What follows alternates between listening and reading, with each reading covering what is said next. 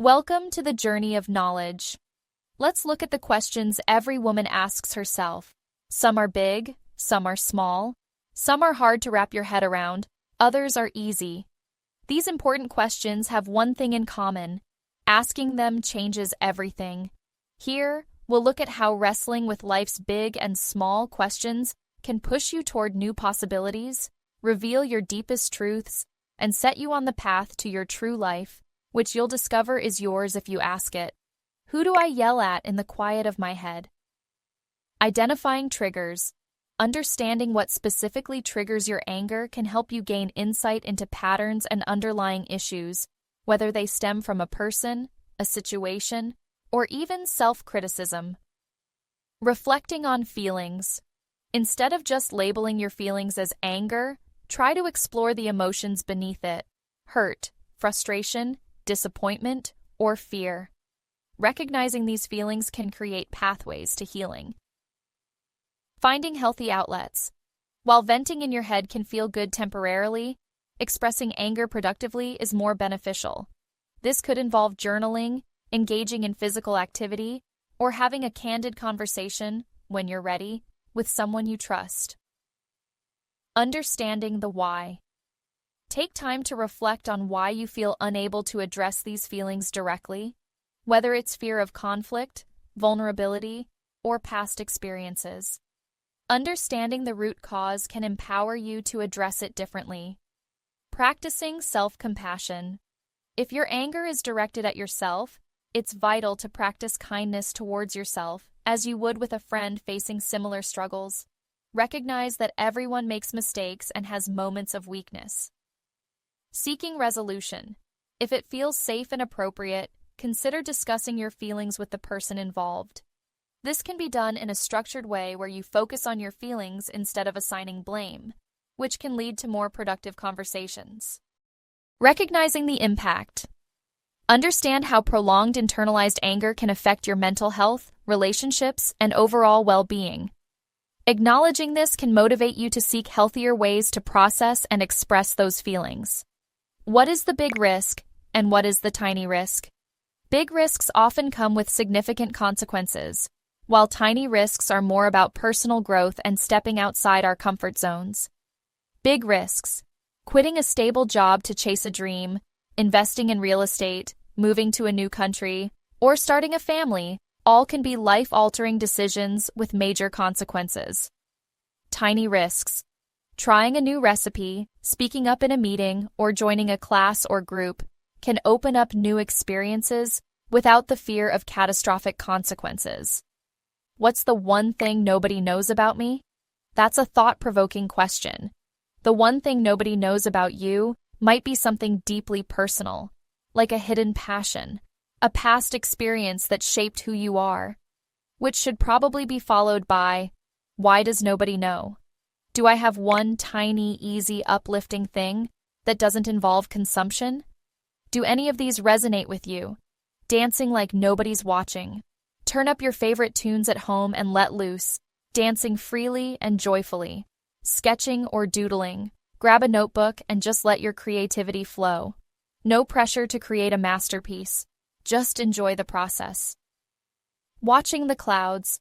Spend a few minutes lying in the grass or sitting on a bench, watching the clouds go by and imagining shapes or stories.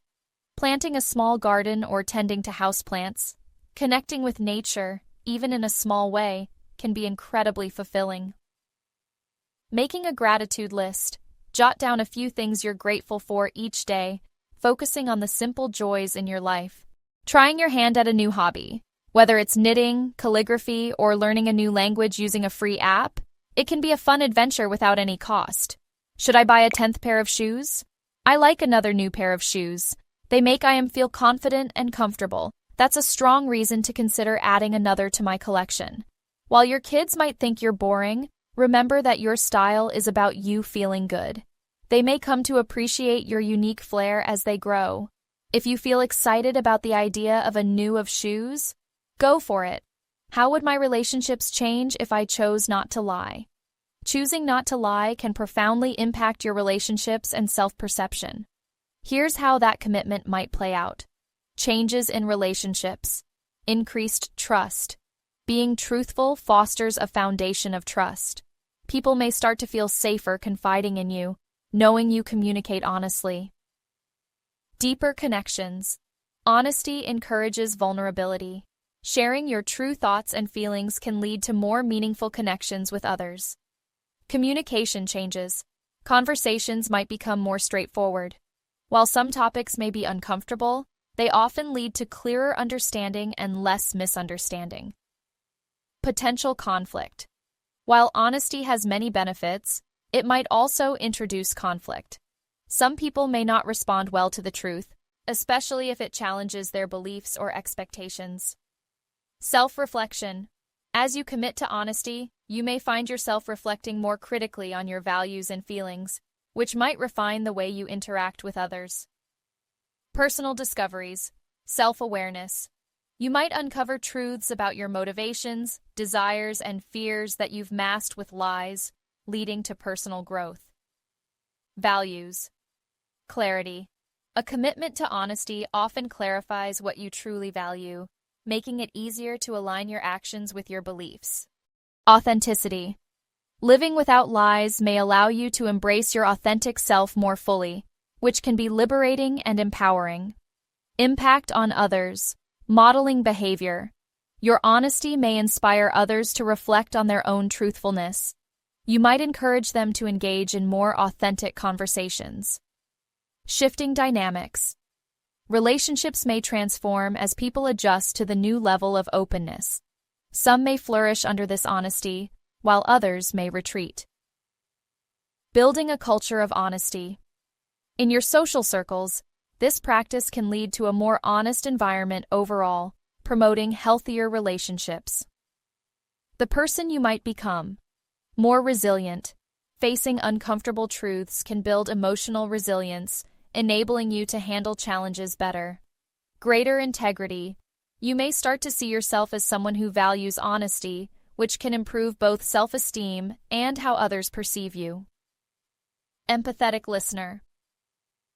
Committing to honesty may enhance your skills in listening and empathizing, as honesty involves not just speaking the truth, but understanding others' truths too. How often does my body scream, "You're a crazy lady"? It sounds like your body is sending you some clear signals about the need for self-care. When you experience physical symptoms like headaches, back pain, or skin issues, they often serve as reminders that you might be overwhelmed, stressed, or not taking enough time for yourself. Here's how you might interpret those signals and what to consider. Understanding the signals. Headaches, often related to stress, dehydration, or lack of sleep. This could indicate that your body is overwhelmed or that you're not taking the breaks you need. Backaches. These can stem from poor posture, stress, or fatigue.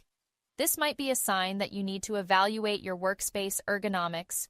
Stomach aches.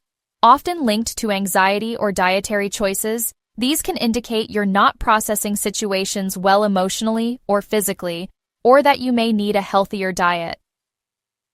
Yeast infections. If they occur frequently, they may point to stress levels, changes in diet, or hormonal imbalances. It's crucial to listen to your body about its needs. Pimples. Breakouts can signify hormonal changes, stress, or a lack of proper skincare or nutrition.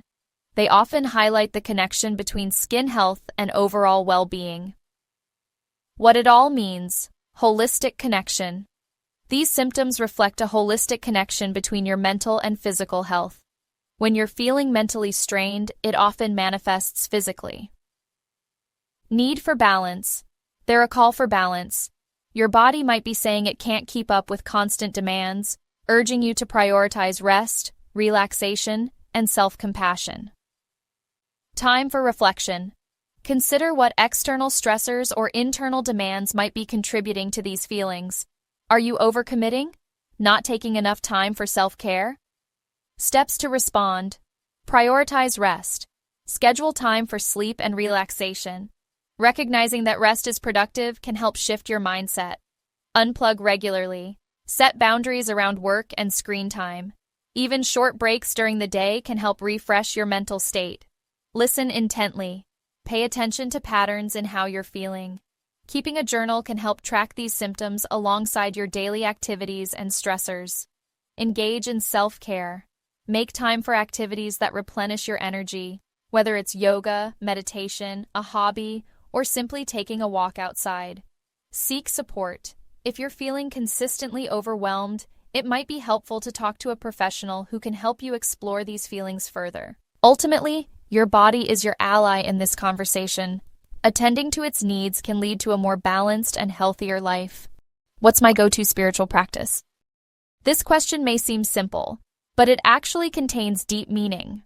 When you ask yourself this question, you are essentially acknowledging that you need support, that you need something to help you cope with life's challenges. This could be in times when you are facing difficulties, like when you hit a pothole and your tire blows out, or when you watch a sunset that brings you a sense of peace and gratitude. A spiritual practice doesn't have to be something complicated or time-consuming.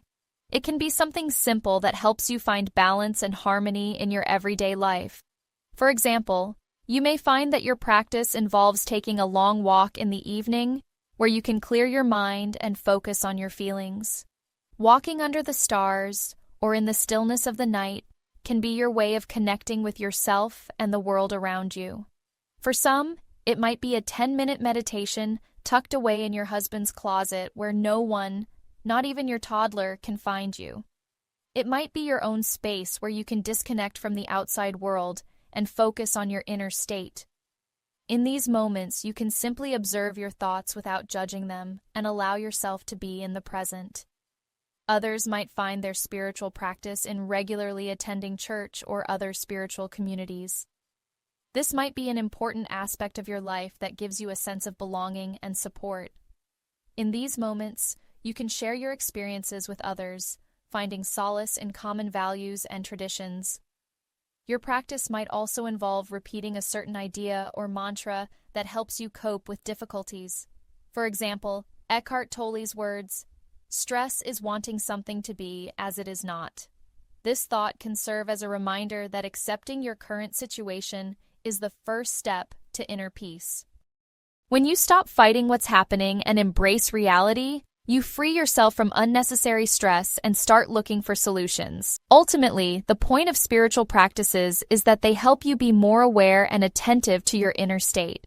Yes, they are about your spirit, but your spirit includes your mind, your feelings, and your actions. This means that your spiritual practice can be about how you manage your emotions, how you interact with the world around you, and how you deal with everyday tasks like changing a flat tire. So your spiritual practice is not just a ritual, it's a way to live more consciously, finding harmony and balance in every moment of your life.